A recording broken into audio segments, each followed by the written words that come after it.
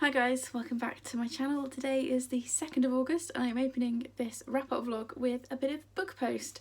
So my birthday is at the end of August, and so I'd decided that I wasn't going to open any book mail that came through the month until my birthday, which, trust me, is testing me. But Simone messaged me yesterday and said that she'd sent something to celebrate the end of my job. So this was the only Amazon parcel that arrived yesterday. I've since had 4 more arrive, which are in the spare room where I kind of can't see them. So I'm going to open this because it's not a birthday gift. It's just a little something she sent me because yesterday, or Friday, on my day of filming this, was my last day in my job. So, oh yes, let's see what she sent me. She's so sweet. Note first.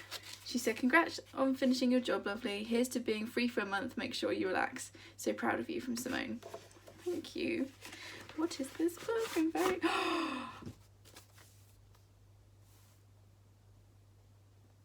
Oh my goodness.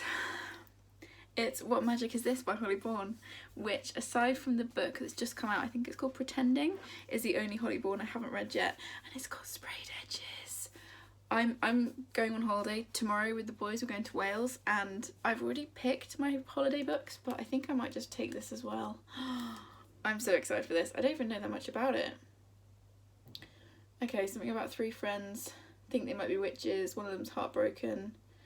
When long-held secrets are revealed and hard truths start to hit home, their night of bewitching quickly takes an unexpected turn. This looks so good, and it's a short little novella, 160 something pages. I'm so excited for this. Thank you, Simone. That has absolutely made my day. Look how shiny this is. Thank you, Simone. You have made my day, and I can't wait to read this.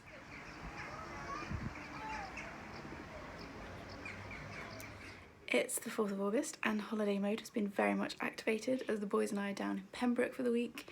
As you saw, the previous clip was the view from our lounge, so we are bang opposite Pembroke Castle.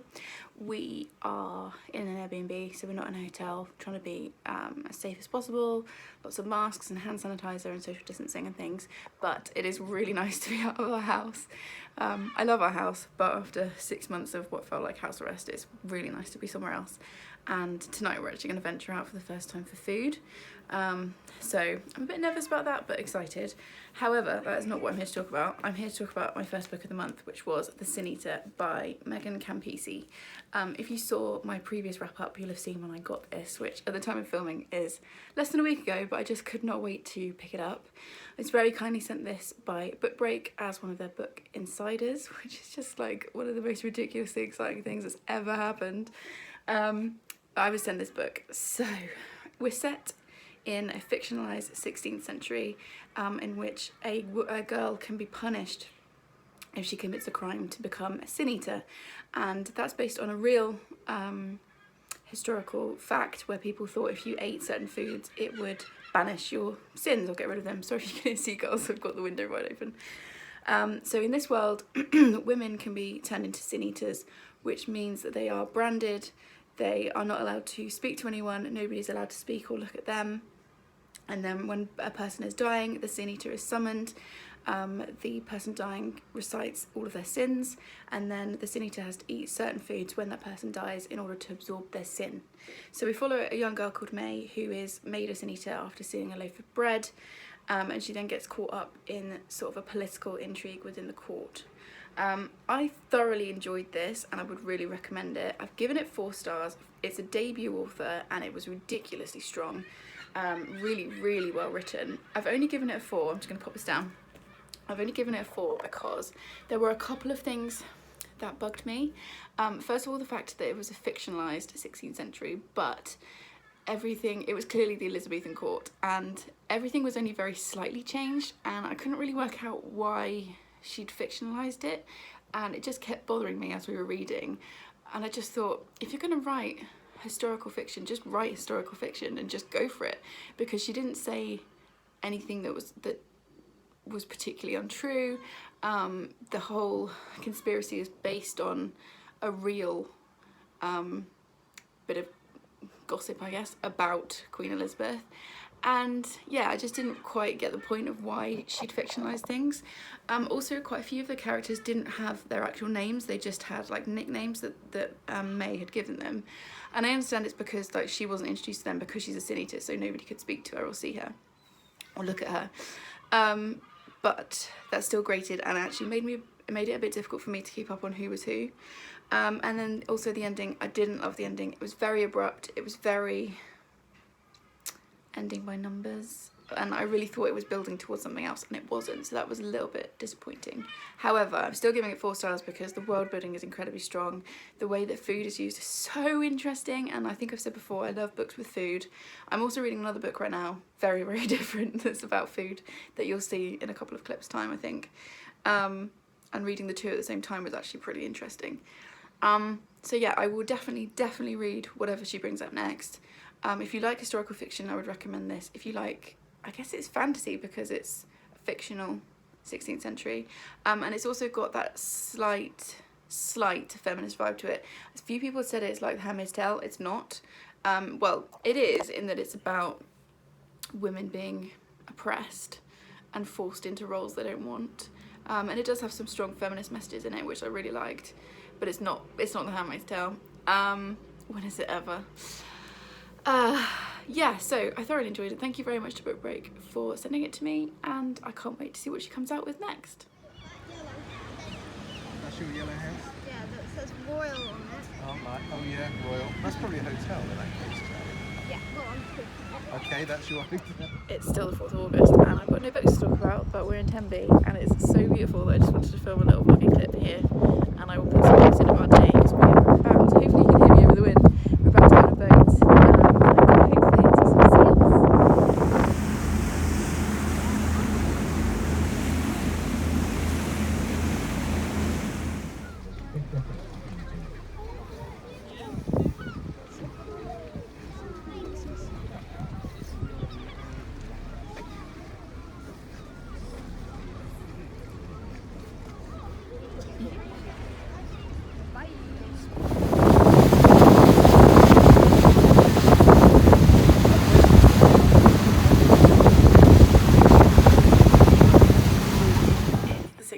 And we are having such a lovely holiday. You'll have seen the clips from Tuesday when we went to Tenby.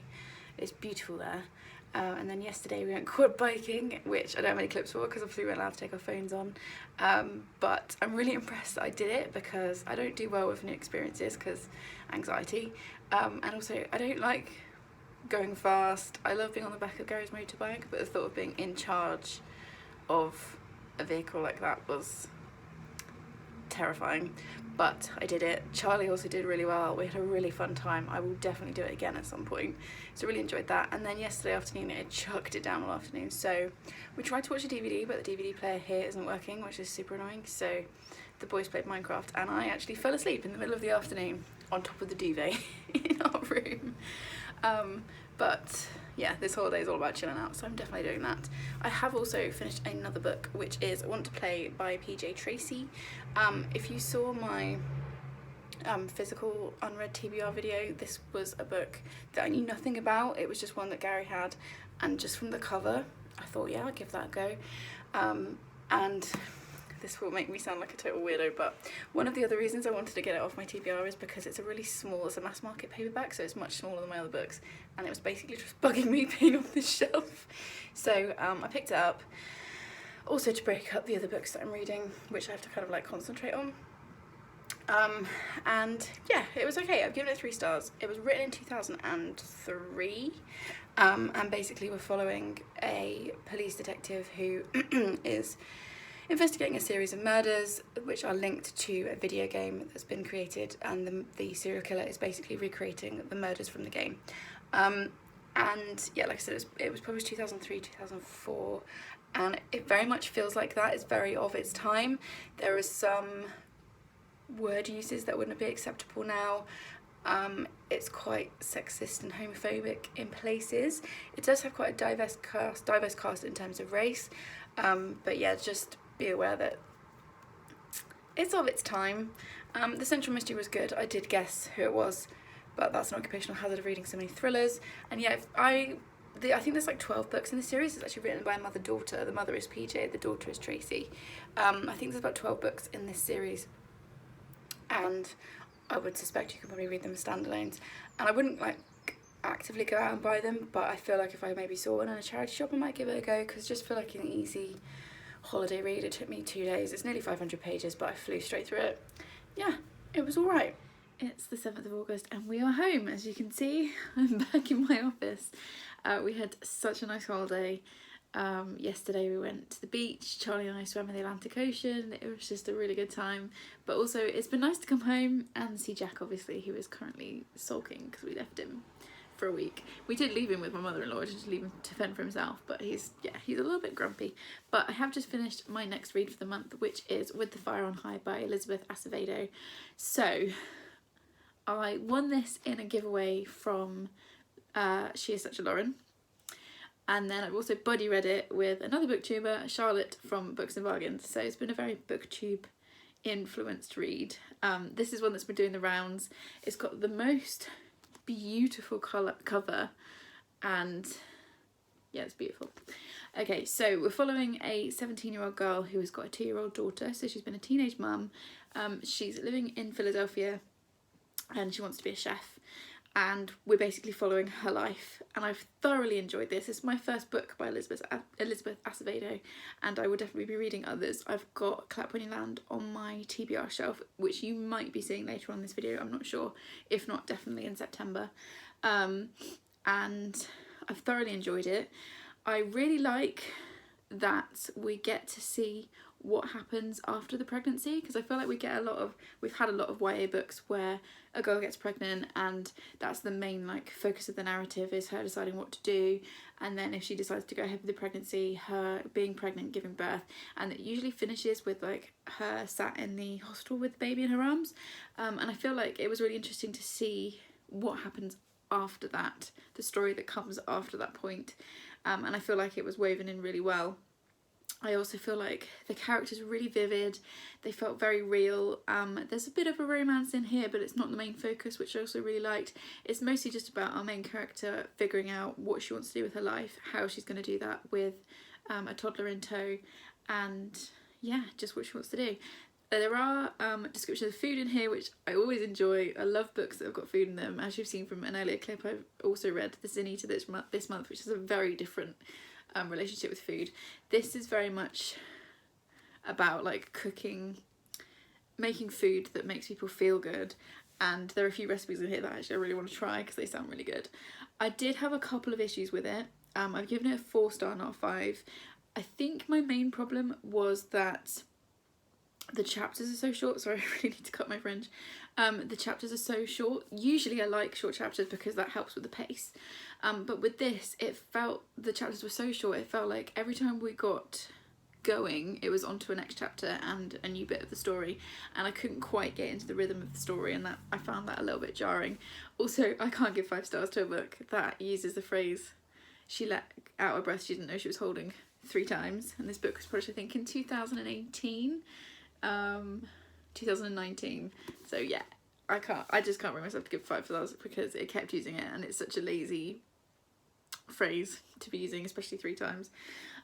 So there were just like a few little things I was a bit like and I felt like even with the short chapters, the pace took a little while, the story took a little while to get going, but once it did, it was beautiful, and it talks about family, what family means. It's about finding yourself, it's coming of age, it talks about privilege and race, and I had a thoroughly good time reading it. It's still the 7th of August and it's like 5,000 degrees, which is why I look like this. We've had a very busy day travelling back from Wales and food shopping and tidying the house and blah blah. Also, I always tidy my house before I go away and give it clean. Every time I get back, it's a mess. I don't understand how that happens. And also, what is this little curl? Like, what are you doing there? Anyway, I'm not come to talk to you about that random stuff that you don't care about. Here to talk about the Robber Bride. I just forgot the title of the book. I'm pretty sure my brain's melted. The Robber Bride, which is this month's Margaret Atwood. So this is literary fiction, as all Atwood books are. Also, I've got all the windows open, so if you can hear my neighbours being loud, I do apologise. this is literary fiction, as all Atwood books are. We are following 3 friends who have all been affected in different ways by the same woman, this 4th woman. And it's basically the story of their lives and how they were affected by this woman, Xenia. And it's basically a character study of the 4 of them and the different ways that Xenia has presented herself to them, the different impacts she's had on their lives, the lies she's told. It opens with them at her funeral, and then following the funeral they go out for lunch, and then Xenia walks in alive through the door, and that kind of kicks everything off. This is chunky. It's one of the bigger Atwoods. It's over 560 pages, so it's big, but I really enjoyed it. I'm giving it 4 stars. The pace was a little bit slow in places, and the ending, Atwood is not great at endings, and for me that's where this book fell down, but I did really enjoy it. There are a bunch of content warnings. This is one of the most explicit Atwoods that I've read so far. We've got suicide, we've got domestic abuse, we've got rape of a child, we've got sexual assault, we've got grooming, we've got gaslighting, drug use, attempted suicide.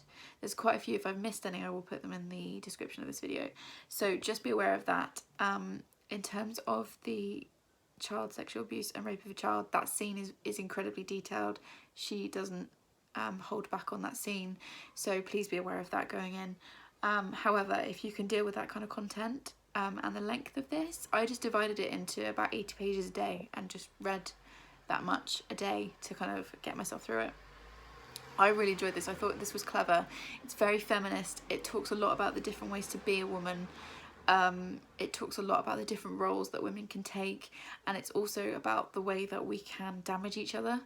And yeah, I thoroughly enjoyed it, and I hope if any of you guys have been reading along, I hope you liked it as well. It's the 8th of August. As you can see, I'm balancing in my hammock because I've just been enjoying the shade before it gets into a very hot day again. I think it's going to get up to 29 today, so just taking advantage of the shade whilst I can.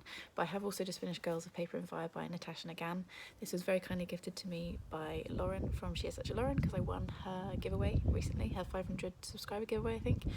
And this is one of the books she sent me. Oh, a bit of breeze is nice. So this is a YA fantasy. I think it's Chinese inspired. Well, it is Chinese inspired, and basically every year it's a world in which humans, there is a human caste, which is the paper caste, then there's, I think it's Steel, who are half human half demon, and then the moon caste, who are full demon. And the demon king every year requires 8 girls to serve him.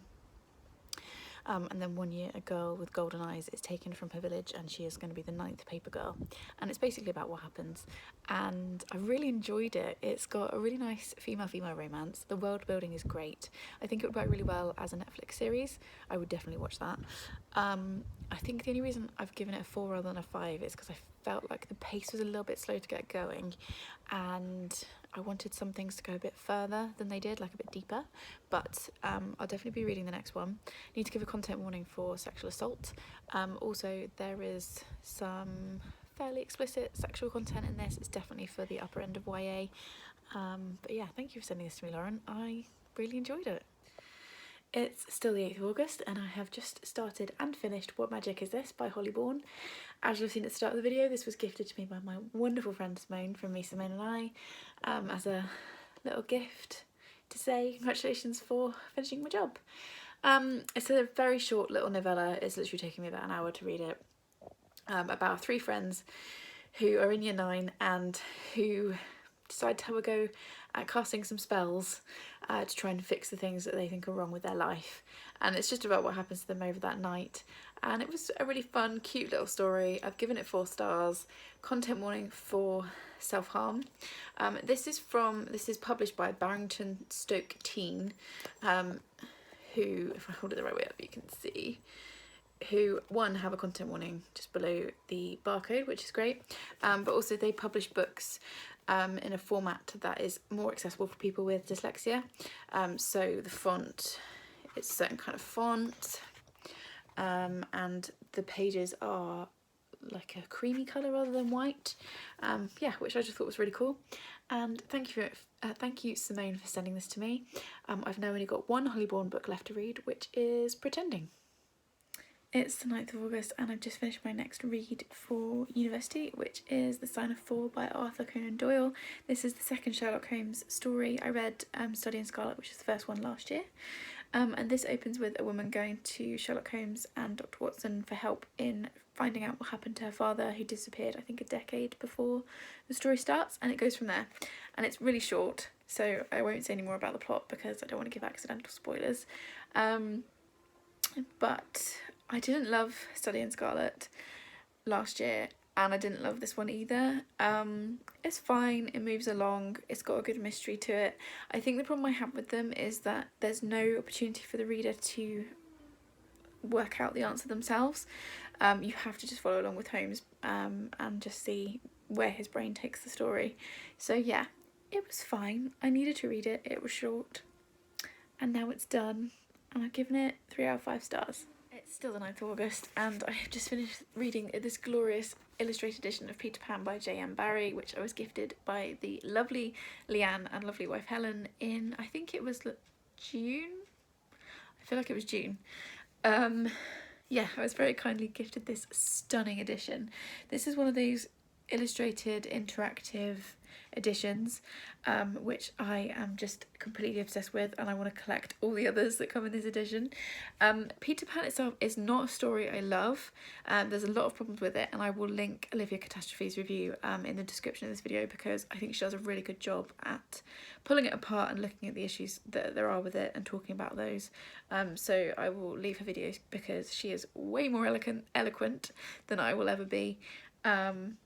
And I think that she explores it really well, so I will leave that in the description. For me, I reread Peter Pan for the first time since I was a kid last year. I gave it 3 stars. I think with this edition I'm going to give it 4 stars just because the reading experience is lovely. It's very clever. I'm not going to show you because I don't want to give spoilers, but if you can just tell from the cover how stunning it is, and I can't wait to put it on my shelf because the spines are amazing. This one is illustrated by Mina Lima. And yes, it's a very good time, and I've had a lovely time rereading it. It's the 12th of August and last night I finished A Killer's Mind by Mike Omer. I was gifted this by my lovely friend Nicole from Beautiful Chaos of Books. She sent this to me when I reached 1,000 subscribers, which was so lovely of her. This is a thriller, and I haven't read just a straightforward thriller for a while. We are basically following a woman called Zoe who's a forensic psychologist. She's working with the FBI and they come across a case of a serial killer who is embalming his victims and then posing them as if they're still alive and leaving them in public places. So, you know, light, fluffy, no, not at all. I thoroughly enjoyed this. I actually gave it 5 stars, and I hardly ever give thrillers 5 stars. For me, for a thriller to get 5 stars, it needs to obviously keep me hooked. I need to like the characters. I need to be surprised, which I was twice. I was really shocked at some of the twists in this. And the writing has to be clever. And I think the last 5-star thriller I read was The Good Daughter by Karen Slaughter, which was like last year. So this is a rare moment. But this just really had me hooked. We also get the serial killer's perspective. There are some super dark bits in this, so like it's not for the faint-hearted. I would only pick this up if you're like a hardened thriller reader. I was really tense all the way through, didn't know what was going to happen. The chapters are nice and short but not too short, so you can like get into what's happening and then you get a perspective change. Zoe was working with an FBI agent called Tatum, and I really liked their dynamic. It's not a romance, but it's like a close friendship. It feels like they're becoming really close friends. This is the first in a series and I really want to pick up the second one as soon as I can. Like as soon as I see it, I'm going to pick it up. And yeah, I just really liked it. It was really clever, and like I said, it had some really good twists. Like twice I gasped out loud reading this, which never happens to me because I read so many thrillers that I can usually see it coming. But yeah, there was just something about this that I just loved it. So yeah, thank you for sending this to me, Nicole. It was a really good pick. It's still the 12th of August and I've just popped very briefly into Bath to drop off some paperwork at my old office, and I've come home to a book from Book Break from Pan Macmillan, so thank you very much for sending this to me. This is The Lamplighter by Jackie Kay. This was originally a play, well it is a play, looking at the lives of black women, and I'll just read a little bit at the back because I feel like it can describe it better because I'm not actually read it yet, obviously. So it says, Constance has witnessed the sale of her own child. Mary has been beaten to within an inch of her life. Black Harriet has been forced to sell her body, and our lead, the Lamplighter, was sold twice into slavery from the ports of Bristol. The voices sing together in a rousing chorus that speaks to the experiences of all those brutalised by slavery and lifts in the end to a soaring conclusion. So yeah, I'm really excited to read this. I will probably read it next week, I think. So you'll probably see it shortly. Also matches my top, which is nice. So yeah, thank you very much, Book Break. I am very excited to get to this. It's the 13th of August and we're playing another round of random angles in Victoria's office. There's different backgrounds for her video clips. Last night I finished, what's it called? Fast and Loud, Blood, Sweat and Beers by Richard Rawlings with Mark D'Agostino. This is probably the most random book that I've ever mentioned in a wrap-up. I did include it in my unread TBR video. So if you watched that, you've already seen me talk a bit about this. But basically, there is a TV show called Fast and Loud, which is about Richard Rawlings and his garage where they take cars and flip them and they make hot rods and all kinds of stuff. And Gary loves to watch that TV programme. He has done for a couple of years. And he'll quite often have it on in the evenings whilst I'm reading. And then occasionally I will get sort of caught up in watching it as well because it's really fun. And so when I was looking for anniversary presents in June, I saw this. I sort of put in Fast and Loud merch into Amazon because Gary likes their t-shirts and stuff like that. And this came up as well. And I sort of bought it as a bit of a joke. And then it arrived and I was like, oh, actually, it's quite a cool thing. Because it's just Richard Rawlings' autobiography, basically. And Gary read it in, I think, 1 or 2 sittings and really liked it. And he said to me, look, you should read it as well because it's quite fun. So I picked it up as an easy, quick read and it was fun. It gave me loads of background on Richard Rawlings I didn't know. It looks at the TV series and how that happened. He goes through some of his favourite builds that they've done and I just thought it was, you know, it was just a bit of fun. I've given it 3 stars. And I think the main thing that irritated me with it is he kept saying, oh, that's a story for another day. And I was like, no, this is your autobiography. Tell that story now. And it felt a little bit surface, but if you're a fan of the show, which I would recommend as well, it's just like easy watching, fun TV. If you're a fan of the show, or if you know a fan of the show, this actually is a really good little book. It's the 14th of August and there will probably be a few clips today because I'm near the end of quite a few books, but the first one that I finished is White Rage by Carol Anderson. Now this is a book about American racism, and as a white woman I'm not here to try and centre myself in any of that discussion at all because that's not my place, but what I am here to do is to educate myself and hopefully encourage you guys to pick up this book in particular and other books like it. I would also highly recommend Why I'm No Longer Talking to White People About Race, which is about British racism. I read that last year and just found it very impactful. Like I said, this is a look at American racism. Carol Anderson is a black author and this covers the history of racism in America, the roots of it, and as you can see I have tabbed the heck out of it. I don't think I've ever tabbed a book so much in my life. I don't tab books as a general habit, but I literally got halfway through the introduction and it was like, I'm gonna have to tab this. Also it looks weird because I haven't tabbed from here backwards, but this is all the references, so the actual book is only this long.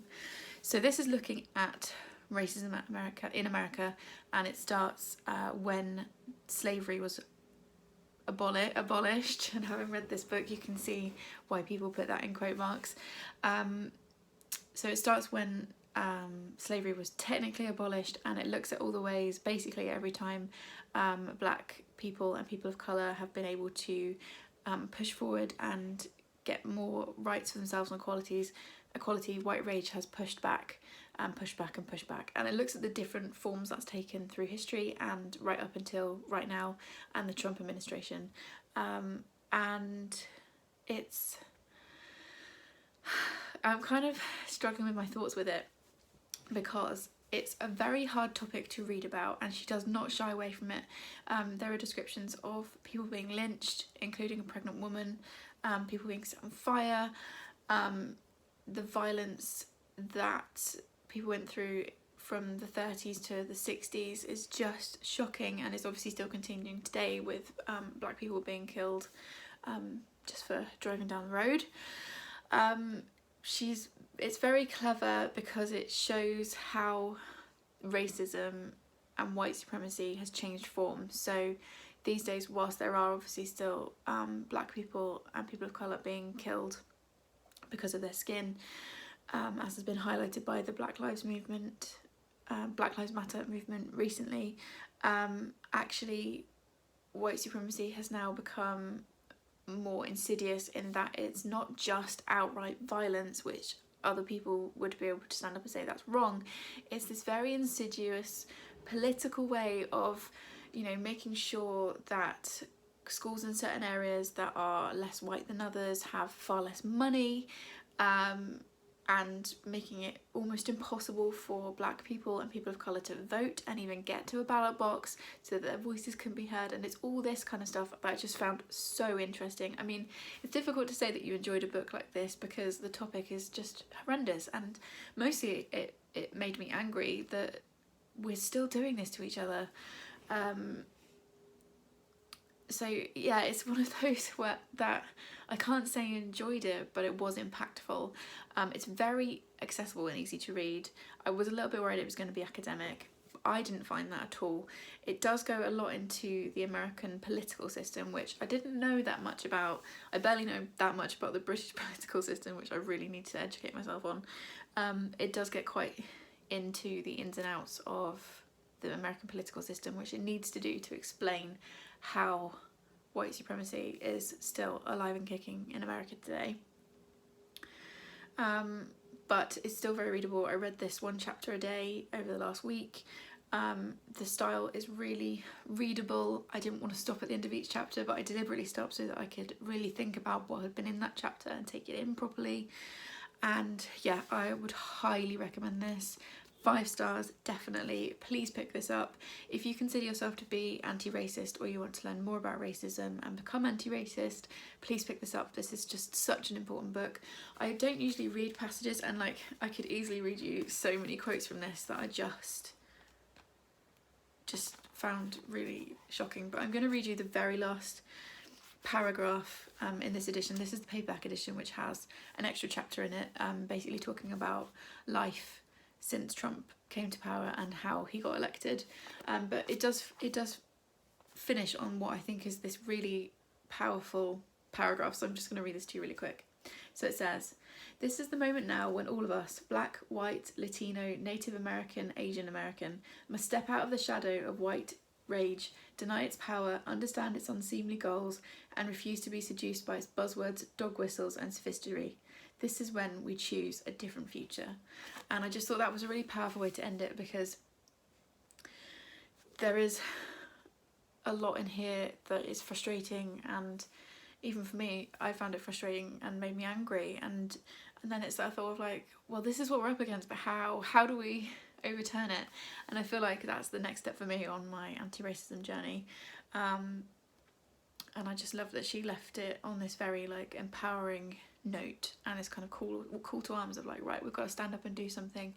And there's so much going on right now, which I've been getting involved in with, you know, signing petitions and donating and all that kind of stuff and trying to promote books like this.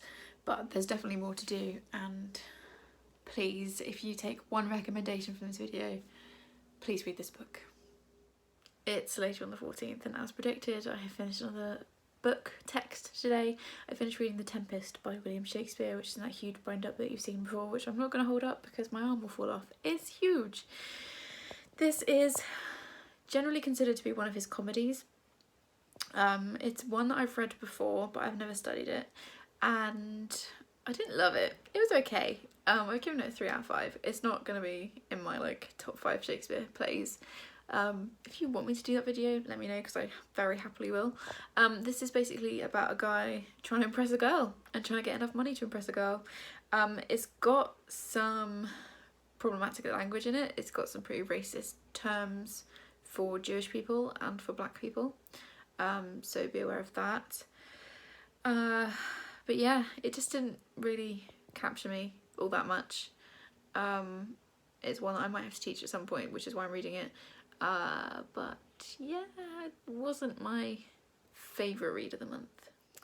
It's still the 14th of August. I'm pretty sure this will be my last clip of the day. I've just finished Anita and Me by Meera Syal. This is part of the curriculum, and it's a coming of age, feels very autobiographical story about a young British Punjabi girl basically growing up in the Midlands, I think she's in, and it's just about what happens to her, and she desperately wants to be friends with this girl Anita, who's like the cool one in her village. And it's about her as a character, it's about her friendship and relationship with Anita, it's about family life, what it's like to grow up in a British Indian family.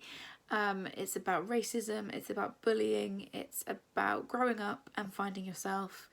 And I really liked it. I've only given it a 4 out of 5 rather than a 5 because the pace is slow. We get a lot of description, which is fine, but I did have to really concentrate to stop myself kind of glazing over in some parts, because you get a lot of like backstory and information on people that we then never see again. And it's one of those that's got a really important message and lots to say, but it's kind of, you have to kind of dig down to get to that. So yeah, not my favourite thing I've ever read, but I still really appreciated it and enjoyed it. This cover is fab. And if you're looking for something set in the 60s that's coming of age, growing up, I'd really recommend this one. It's the 16th of August and I have just finished Shutter Island by Dennis Lehane. Lehane? Yes, hopefully it's how we say it. This was gifted to me a couple of months ago by my lovely non-BookTube friend Charlotte, who sent this across from my wish list. So this is set, I actually don't think we're given a clear date. I think it's the early 1950s. It's just after World War II has finished, and we are following a detective who is sent to Shutter Island to investigate the disappearance of a woman there. Shutter Island is a mental institution, and the woman that's disappeared has killed her 3 children. So our main character goes to the island to try and work out what's happened to this woman and where she's gone, and it goes from there. And that is all I can say without giving spoilers. I've given this a 4. I think it's probably more of a 3.5 for me, but I don't do half stars. The film, which this cover is from with Leonardo DiCaprio, is excellent, and I feel like the film is better. The way they've translated it into film, they've been very close to the book. I mean, literally most of the speech from the film is in this book. We don't get a lot more in this book in terms of depth or character development. We get a little bit more, but the pace is quite slow. And yeah, it's not one that I'll need to read again, let's put it that way. And I think I prefer the film to the book, which is unusual for me. Even if I watch the film first, I usually prefer the book, but for me, I think the film was just a little bit tighter. So yeah, I would recommend it if you're looking for a fairly easy to read sort of historical mystery, I guess would be the genre. Content warning for racist language, also for murder, including the murder of children, and attempted suicide. So yeah, just be aware of the content warnings before you pick this up. But thank you for sending this to me, Charlotte. I enjoyed reading it. It's the 18th of August and I have just finished Blood Brothers by Willy Russell. This is part of the curriculum. This is almost my last play. Yeah, this is my second to last text that I need to read. And it's set, I think, in the 80s, although I don't know if we get a specific time frame. It was written in the 80s, and we're following a set of twins, one of whom is given away at birth and the other remains with his working class family. The twin that's given away is given to a wealthier family, and it's about class, it's about violence, it's about friendship and brotherhood and motherhood, and I think my heart is broken by the ending. And much like when I read the play version of The Curious Incident of the Dog in the Nighttime, I could really see this. It was really vivid in my head, the way it's written. Also with the way it's written, you can pick up on character accents. So the working class characters have a Liverpudlian accent, and you could really hear that in the way it's written. But I desperately want to see this performed as soon as possible. I'm a massive fan of musical theatre as well, and I'm really shocked that I've never seen this one. But I really, really want to see this one as soon as I can. It's the 19th of August and I have just finished A Social Creature by Tara Isabella Burton. This is very kindly gifted to me a couple of months ago by Laura from What Everyone Else Is Reading, who I will link in the description with any other booktubers I've mentioned. So I have no idea. This was on my wish list because Laura was kind enough to gift it to me from there. I have no idea how this got onto my wish list. I don't know who I saw talking about it on my Goodreads. None of my friends have read it. So yeah, I don't know how I ended up with this book. However, I really enjoyed it. I've given it 4 stars. It's sort of a gender flipped retelling of The Talented Mr. Ripley. I haven't read the book of that, but I have seen the film. I keep meaning to get to the book because I feel like it's one of those like quite classic thrillers that I should probably read. But I did really enjoy this one. It's sort of Gossip Girl meets The Great Gatsby, meets How to Get Away with Murder. It's set in New York, present day, and it's an adult. I also thought it was YA, but it's not very much an adult book. We're following a woman called Louise who becomes friends with this other woman called Lavinia, who is very wealthy and artistic and loves to go out and socialise and all the rest of it. And Louise sort of gets embroiled in Lavinia's world, and then, as it says on the back, it literally tells you on the synopsis, Lavinia is going to die soon. Louise knows this, you know this, and it goes pretty much from there. It's quite short, it's under 300 pages. I liked it. I thought it was very clever and it's very sharply written. I can't give it 5 stars because it does do the trope which I don't like, which is horrible people doing horrible things to each other. So I couldn't connect to any of the characters, so I didn't really care what happened, but there was something about the writing that did keep me turning the pages. So I was veering between a 3 and a 4 star because I don't give half stars. And then I really like the way it ends, so it's a 4 star for me. But yeah, this is very sharp and dark. Content warning for attempted suicide, murder, self-harm, gaslighting, and a very toxic friendship. But if you can handle that kind of thing, I liked this. I thought this was a nice surprise, and yeah, I would definitely look out for more from the author. It's the 20th of August and I've just finished devouring The 13th Tale by Diane Setterfield, and I say devouring because I started this yesterday lunchtime. It's now 10 o'clock on Thursday morning and I finished it, and it's 456 pages. I just couldn't put it down. This is a reread for me. This first came out in 2006 and I think I read it 2007, 2008, and it's one of the first adult books that I remember reading and being really gripped by, and it's also one of the first like mystery books that I remember being just absolutely blown away by, and the reread experience was exactly the same. I thought I'd forgotten the twist, which is one of the reasons why I picked it back up, because I've seen 1 or 2 people talk about this recently. I've seen Harriet talk about it, Kerry Ann from Women vs Books has talked about it, and it just sort of piqued my interest again. So I put this edition, because I didn't have a copy anymore, I put this edition on my wish list, which has got this just stunning cover, and it's one of those covers where once you've read the book, the cover has even more meaning. On my wish list, and the lovely Marianne from Cover Books on Instagram sent it to me when I did the live show for Books for the Brave, just as a like, well done for doing your first live show kind of thing, and I just adored this. I've had to read quite a lot recently for uni, but what I haven't had for a while is that book that just I have to read. Like, I have this urge to read, and I was saying to Charlotte yesterday, like as I was reading it, I was like, I just can't get it into my brain quick enough.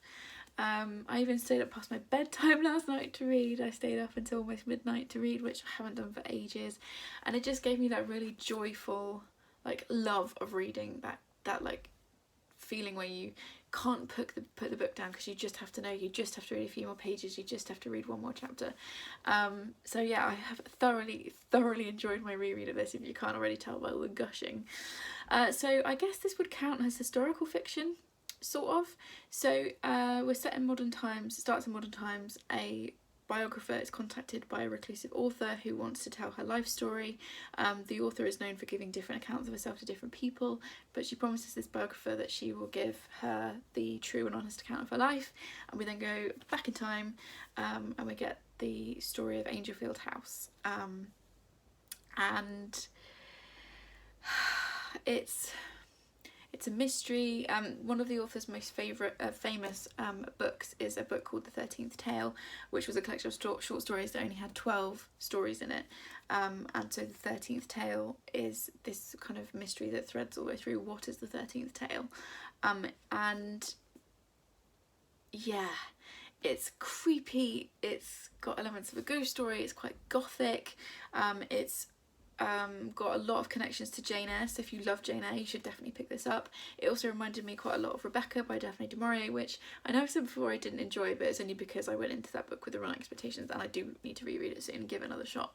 But I feel like if you liked that you would like this. It also reminded me of The Seven Husbands of Evelyn Hugo, although obviously this was written way before that, because it has that whole kind of, oh I need to shift position, it has that whole like reclusive famous person telling their story for the first time to this unknown person, and you don't really know to start with why this biographer has been chosen by the author. So there was a lot of that going on, although it goes in a very different direction to Evelyn Hugo, but it's I feel like if you enjoyed that you would also like this. And yeah, it's dark, it's twisty. I did remember one of the twists about 50 pages in, just because there was a reference to something and I was like, oh, I suddenly remember. But I feel like if you didn't know, I don't think it's obvious what the twist is until you get to it, which I love. It is very dark. I need to give content warnings for quite a lot of things. So incest, self-harm, suicide, and rape. So just be aware of that. This is not a fluffy story in any way, shape or form. But it's a very like emotional book. It made me cry at the end. It's about family, it's about love, it's a lot about loneliness. It's also a book for readers. So the biographer that we follow, she works at a bookshop with her dad, and there is a lot in here about the love of reading and why we read and the magic of reading. So I feel like even if maybe the story itself doesn't really appeal to you, if you love reading, I feel like you should read this book. I just want everyone to read it. It's going to be one of those books that I'm just going to push on everyone now. Yes, I absolutely adored it. It was clearly a 5-star for me, and I've just had the most fantastic time. It's the 21st of August and I have just finished Julius Caesar by William Shakespeare, and she's big. This is the complete works, as you can see. She's real heavy. I'm gonna put this down. So yeah, I've just finished Julius Caesar, which was the last text on the curriculum that I needed to read for uni, so that's good, that's done. This was a reread for me, although I've not read it for a long time and I've never studied it, so I was a little bit worried going in, but I actually really enjoyed it. It's about the assassination of Julius Caesar and what happens afterwards, and it's very political, and there's a lot of dead bodies by the end of it. That's really all I've got to say on this one. Again, like I've said with all the plays that I've read, I really need to see it performed, I think, to like properly absorb it. But yeah, it was better than I thought it would be, although it's not really my favourite genre of Shakespeare writing. I prefer the comedies, as I've said before. But yeah, this one was a easy enough read. I've given it 3 stars, and now I just need to find an adaptation to watch. It's the 22nd of August and I've just finished The Lamplighter by Jackie Kay. This is my first Jackie Kay book. It will definitely not be the last. And as you would have seen in an earlier clip, Book Break very kindly sent this to me a couple of weeks ago, and I decided to pick it up.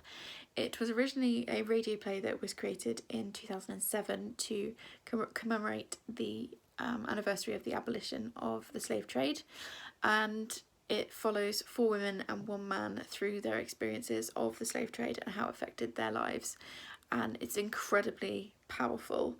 As a white person who was educated in the British education system, I never learnt about this at school. As an adult, I've come to learn quite a bit more, but there were still things in this that I hadn't either thought about in depth or been taught, and I feel like it was very honest, and it doesn't hold back.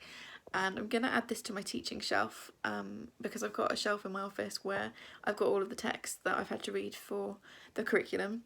I feel like this is one that should definitely be added to the curriculum, and it's definitely one that I plan to work in somewhere when I do teach eventually my own classroom of pupils, because I feel like it's stuff that they won't be getting taught in history, and this is so beautifully written. Like I said, it's brutally written, it's very honest.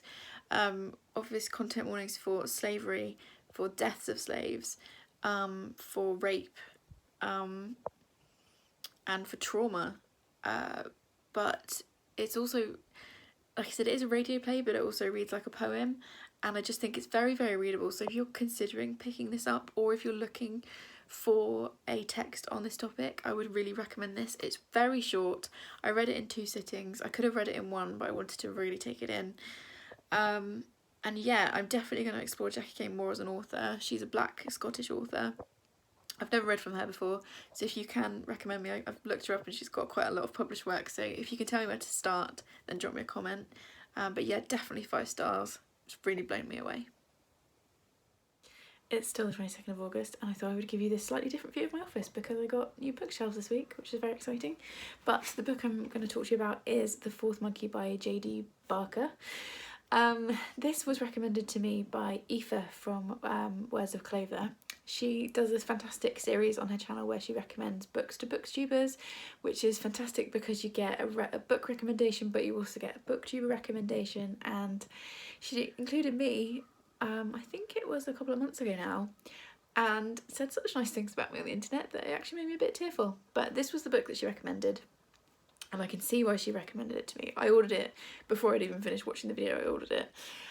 We're set in Chicago, I think, and a serial killer that's being tracked by the police is hit by a bus and killed right at the start. That's not a spoiler, you know it's happened. He's dead, and from some things found on his body, they realise that he's got one more victim that he's got tucked away somewhere, and it's basically a race to try and get to her before she dies.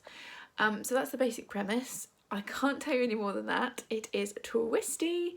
It's very, very dark. I mean, that's why Aoife recommended it for me, because she knows that I like a bit of the dark side. It's kind of Karen level Salter levels of graphic. It's very graphic in places. Content warning for sexual assault, rape, and obviously murder, but also torture. Some of it even I had to like slightly skip over because it was like, oh, okay, I don't want to think too deeply about what's just happened. But I really liked it. I really liked the voice. It's the first in a series, so I've already put the second book onto my TBR. And yeah, thank you for the recommendation, Aoife. I had a really good time. It's the 28th of August, and as I've seen, I haven't filmed a clip for a few days, and that's because I'm currently halfway through A Place of Greater Safety by Hilary Mantel, which is almost 900 pages long, and I'm really hoping that there will be a clip after this of me finishing that book before the end of the month, but we'll see how that goes. However, 28th of August is my birthday today, and this morning I filmed an unboxing which you'll have seen last Sunday, so I will link that up here.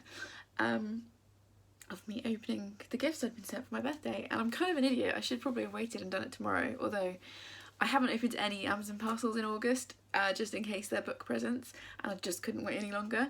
But I have just had a knock at the door, and I've had another Amazon delivery, and I've not ordered anything, so it must be a present. So I thought, I've already filmed, edited, uploaded and scheduled that video as I film this, so I thought I would film a clip here, so whoever it is can see me open a very kind gift. So, oh yes, I've been one go. Right, let's have a little, oh, there's 2 books.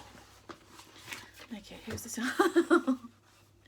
It's from Charlotte from Books and Bargains, who's my lovely, wonderful friend. If you watched that haul, she did also send me Cinderella is Dead, but I'm part of her birthday book club on Bookstagram. That's a lot of B's in that sentence. And she's part of the group at the moment, so she sent me a book for that, and then she clearly sent me some other books, and she said, "Happy birthday, my lovely, please can we buddy read this? Thank you for being such an amazing friend." I'm sure whatever it is, we can definitely buddy read it. Okay, let's have a look. Ooh, she sent me Perfect Prey, which is a Helen Fields book. I read Perfect Remains either earlier in the year or the end of last year, and it's a it's basically a police procedural series, like, of thrillers, and I really liked Perfect Remains. I think I gave it either 4 or 5 stars. This is the next book in the series, so I'm really excited for that. So it says, welcome to Edinburgh, murder capital of Europe. Yes, I'm in for that, so that's very exciting. Thank you very much. And then what's the other one? Oh yes, nice choice, Charlotte. This is Full Disclosure by Cameron Garrett. I can't remember where I heard about it. Actually, that's a lie. Amy from Amy Myers did a whole dedicated review, which I'll link up here if I've got any left, or in the description. And this is about a girl with she's HIV positive, and it's about her navigating high school, I think. This cover is stunning, and yes, Charlotte, we can absolutely buddy read this one. Yeah, I'm really excited to read this. Thank you very much, my lovely friend. I can't believe you've sent me these 2 books plus Cinderella is Dead. Like, I have been spoiled. It's the 29th of August and I have not finished the Hilary Mantel yet, although I've only got about 150 pages left, so hopefully it will be the last clip of this wrap up. However, I have received, I'm just checking for my address, 2 more Amazon parcels, so I thought I'd open them here so that whoever has sent them to me can see me open them. So this is very exciting. Oh, no. Why do I suck at this so much? There we go. Right. Let's see if I can find the... What is this? Where's the gift receipt? Oh, because it's in a gift bag. Oh, cute! Is there a... That's some sort of Amazon packaging. Okay. Ah, it's in this beautiful bag with a little gift note on it. I've not had one of these since Christmas. Oh, some spooky books for your birthday from Lehane and Helen. So that's Lehane from Literary Diversions and lovely wife Helen. Oh, guys, this is so cute. Okay, let's see what this is. How do I get into this? The bag's so pretty. Right. Ooh, I think it's wrapped inside as well. Okay. Yeah, it's wrapped in this tissue paper. Let's see what it is. Hold it up. Ooh, The Upstairs Room by Kate Murray-Browne. This is really funny. I've literally just put this on my wish list because I saw a video that Lehane made this week, posted this week, and she was talking about this book, and she made it sound so creepy. I just had to have it on my wish list, and now they've sent it to me. Thank you so much, ladies. Yeah, this is about, I think, a family moves into a house that they're going to renovate, and there's a room upstairs, and I think it's like a creepy haunted house type vibe. So yeah, this will be perfect for September, October time, probably October time. And yeah, I'm really excited to read that. So thank you very much, ladies. That's really exciting. Right, let's see what this one is. Okay. Ooh, don't want to flash my address to the internet. Okay. Let's find the gift note. Oh, this is from Kat from Brews and Reviews. Happy birthday. Hope you enjoy this book as much as I did, from Kat. Let's see what this is then. Oh yes, this is one book that I didn't get yesterday that I really wanted, and that's Kindred by Octavia E. Butler. I've seen so many people talk about this book and say that it was fantastic. It's actually a lot shorter than I was expecting. So this is the story, I think, of a black woman who gets transported back in time to 1815, where it's assumed that she's a slave, and she keeps going back to the same point in time and realizes that she is there to save a little white boy who is one of her ancestors. I think something like that. Yeah, and I've heard, well, I love this cover as well. I've just heard really great things about Octavia E. Butler as an author, and that this is the best book to start with. So thanks so much, Kat. I'm really excited to get to this. As you will know if you've watched my unboxing, I've got so many books that I want to get to soon, but these two are very exciting. It's the 30th of August and we have been out on the motorbike today, so I've got some very impressive helmet fringe going on. I'm actually in the middle of making a steak and ale pie for tomorrow because you have to prep it the day before and then assemble it the day you need it. You didn't need to know the information, I'm literally just waffling. Anyway, I'm in my kitchen and you can see the cross trainer that's currently taking up half the dining space. But I've just had a knock at the door and I've had another Amazon parcel, so let's open this up and see who sent me something. really suck at opening these. There we go. Right. Oh, it's another gift bag. Oh, it's very exciting. Never had one before, and I've had like 2 in 2 days. So this is the bag. Really beautiful emerald green colour this time, which is my favourite colour. Who's this from? Oh, it's from Leanne and Helen again. You guys already sent me a birthday present. It just says happy birthday, lovely lady, from Leanne and Helen. Thank you so much, ladies. You don't have to... Oh, it's got like a actual bow on it this time. Posh. What have we got? Oh, and it's wrapped as well. That's very exciting. What is this? Ooh, Dead Girls by Abigail Tarttelin. I think, again, this is one that Leanne recommended recently and I put on my wish list because I watched her video. So thank you very much, Leanne. I can't remember what this is about. Oh yeah, so about being the murder girl's best friend, but she's not. It says on the top, Thea Wilde is not a victim. So that's very exciting. Very cool cover. Nice spine. Thank you very much, ladies. I'm being spoilt. It's the 31st of August and I have just finished A Place of Greater Safety by Hilary Mantel. I cannot believe I actually managed to finish this book. It's almost 900 pages, so it's a beast. I was gifted this by my brother when the channel reached 1,000 subscribers, and he sent it to me because Hilary Mantel is his favourite author and this is his favourite of her backlist. I have read Wolf Hall and Bring Up the Bodies. I haven't yet read The Mirror and the Light. I do enjoy her work, but I do find it quite hard work because it's definitely literary fiction and I sometimes find her style a little bit dry. This is about the French Revolution, which I knew nothing about before I read this book. And one of the things I really liked is that I now have a really good grasp of why the revolution happened, how it happened, who was kind of the driving force behind it, and the so-called terror that followed in the years after. So it was very interesting. However, I didn't love this book. I think if Ben hadn't gifted it to me, I probably would have DNF'd it. Although by the time I wanted to DNF it, I was so far through, I was like, well, I can't stop now, I've got this far. I just felt like we're supposed to be following the 3 men who were at the forefront of the revolution, and we do get their stories, but we also, I felt like I'd met like everyone who was living in Paris at the time and their parents and had all their backstories. There's probably, I don't know, maybe 100 characters, and you kind of meet someone and you get their backstory and you get a little bit snippet of how they're involved or what's going on with them, and then you never see them again. And there were so many people where I was like, oh, I want to know a bit more about their thread, but we've suddenly on to somebody else. Also, everybody has about 5 different names and it took me a really long time to get used to who was who, and because of that I just could not connect to the characters. I think also because it's written in 3rd person, and I think if it had been written in first it would have been a lot easier to connect with the characters, and because I couldn't connect I didn't really care about what was going on. And there was also a lot of like fade to black moments. So for example, when Louis, the last king, is guillotined, we kind of get this little snippet of him, I think the night before, and then that's it, and then suddenly he's dead. Whereas to me that should have been a major moment because it's the death of the king.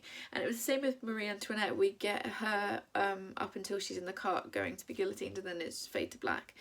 And I found that quite frustrating because every time we felt like something was building, we would get to that point and then it would just fade to black, and it's really quite frustrating for me. Also the chapters are so long, and there's no need because there's loads of page breaks, so could easily have had much shorter chapters which would have made it easier and quicker to read. So yes, I'm glad I've read it. I can say I've read it because seriously the size of it. I'm glad I read it. I'm glad my brother likes it, but it wasn't for me. I've given it a 3-star. I was between a 4 and a 5 because there are parts of it that are beautifully written and there are bits that I was really engaged with, and there are also bits that I was skim reading because I just got quite bored and I didn't care. But yeah, I've given it 3 stars. If you like really detailed, very historically accurate, well-researched historical fiction and you're interested in the French Revolution, I would recommend this. but for me it was just too slow and too big. And those are all the books I read in August. As you can see, I had a great reading month.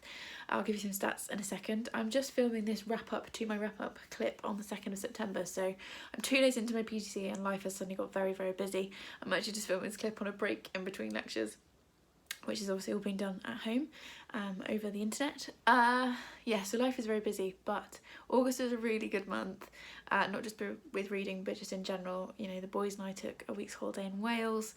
I had 2 weeks of PGCE prep, and then I had my last week off, which I had with Charlie and my birthday in it. So yeah, it's been a really good month. It was definitely the right decision to have that month. Obviously, I was very privileged to be able to do that and to be able to save the money up in the first place to be able to afford to do it. But yeah, I feel very lucky I was able to do that, so that's been great. In terms of reading, I read 21 books, which totals, as usual, I've got my notebook, totaled 6,585 pages, or 213 pages a day, which is definitely above my normal average of around about 150 pages a day. My average star rating was 3.95, which isn't too bad. I read a lot of like 3 or 4 star reads this month, as you'll have seen, but I did have 5 stars, so that was A Killer's Mind, White Rage, Blood Brothers, The 13th Tale and The Lamplighter. If you've watched my wrap-ups before, you'll know that I pick a book of the month from my 5-star reads. This month I've got 2, because there was one book that really impacted me, and one where the reading experience was just such a joy, and I really couldn't choose between them. So my first of 2, and I'm just going to do this in the order I read them. So my first book of the month was White Rage by Carol Anderson. As you'll have seen from the clip, I did tab a lot. I found this really impactful, very accessible, and I would highly recommend it. And then my other read of the month is The 13th Tale by Diane Setterfield, just because rereading it was such a joyful reading experience. It was easily my favourite book of the month, but I also feel like White Rage definitely needs to be recognised as well. So these are like my joint favourite books of August, and this is my channel, so I can make up the rules however I like. I am going to wrap this up now because I have a feeling this will be my longest ever video. But before I go, I just wanted to mention my new header on my channel, on my YouTube channel, and also on my Twitter page. Please go and check it out. If I could edit, I would put it here, but I can't. So please click through to my channel page, and you will see it. It's absolutely beautiful. I love it. I can't stop looking at it. It was created by the wonderful Amy Myers, who's also a booktuber. She will be linked in the description. I said on Twitter a while ago that I wanted to upgrade my headers, because the ones I had cobbled together myself. I have absolutely no skill in this area. Amy is just starting a graphic design degree, and she volunteered or offered to create one for me. I gave her the briefest of briefs, which was that I wanted it to have the cat and books on it, and she came up with this gorgeous design that I'm just completely obsessed with. So please go and check her out if you are a creator and you want.